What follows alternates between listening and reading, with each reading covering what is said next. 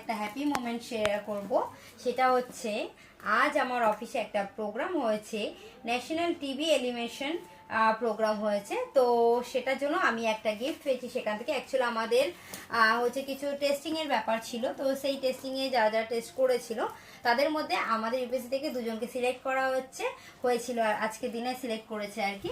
তো তার মধ্যে আমারই এক বান্ধবী ছিল সায়ন্তনী ভট্টাচার্য, আর তার মধ্যে ছিলাম আমি মানে শিবানী ঘোষ। তো যাই হোক, সেই কারণে আমাদের এই গিফটটা দিয়েছে।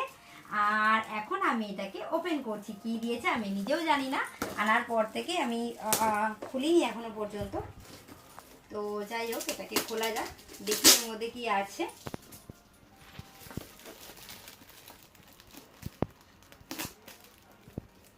তো আমি মনে করলাম এই মোমেন্টটা আমি আমার লাইভে বসে সবার সাথে, সব বন্ধুদের সাথে শেয়ার করে নেব। তো সেই কারণে আমি এটাকে আনবক্সিং করি। তো যাই হোক, কি গিফট দিয়েছে একটু দেখে নিই।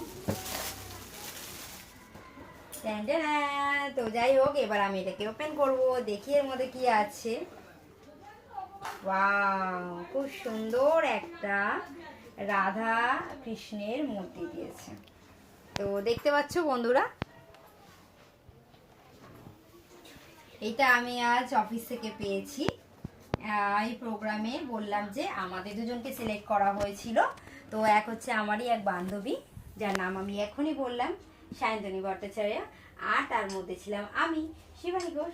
তো যাই হোক, আমাদের দুজনকে এই গিফটটা দেওয়া হয়েছে। খুব সুন্দর একটা গিফট, রাধা কৃষ্ণের মানে যুগল মিলন বলা যেতে পারে, খুব সুন্দর। একটু কমেন্ট করে জানিও কেমন জিনিসটা, কেমন হয়েছে না হয়েছে।